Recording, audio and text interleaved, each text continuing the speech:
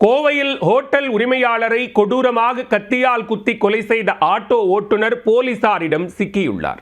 பெண் விவகாரத்தில் அரங்கேறிய படுகொலை சம்பவத்தின் பின்னணி என்ன? கோவை மாவட்டம் சூலூரை அடுத்துள்ள நாகமநாயக்கன் பாளையம் பகுதியில் திலீபன் என்பவர் ஹோட்டல் நடத்தி வந்துள்ளார்.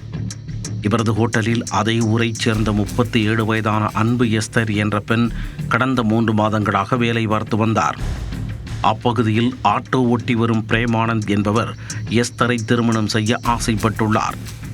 ஆனால் பிரேமானந்திற்கு ஏற்கனவே திருமணமாகி இருந்ததால் எஸ்தர் அதற்கு மறுப்பு தெரிவித்ததோடு ஹோட்டல் உரிமையாளர் திலீபனுடன் நெருக்கமாக பழகி வந்ததாக கூறப்படுகிறது.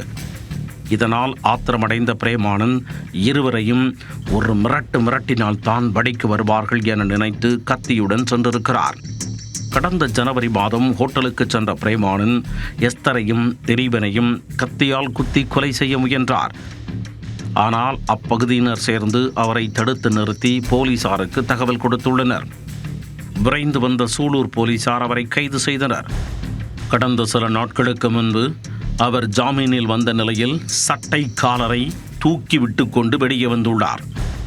சிறையில் இருந்து வந்த பிரேமானந்திற்கு ஹோட்டல் உரிமையாளர் திலீபன் மற்றும் எஸ்தர் மீது ஆத்திரம் சற்றும் தணியவில்லை. அவர்களை ஏதாவது செய்ய வேண்டும் என்ற ஆத்திரத்தில் குமுறிக் கொண்டிருந்த அவர் செவ்வாய்க்கிழமை அதிகாலை 5:30 மணி அளவில் கத்தியுடன் எஸ்தர் வீட்டிற்கு சென்று கதவை தட்டியிருக்கிறார். எஸ்தர் கதவை திறந்த பொழுது அங்கு திலீபன் கட்டிலில் படுத்திருப்பதைக் கண்டு ஆத்திரத்தின் உச்சிக்கே சென்று விட்டார் பிரேமானந்த்.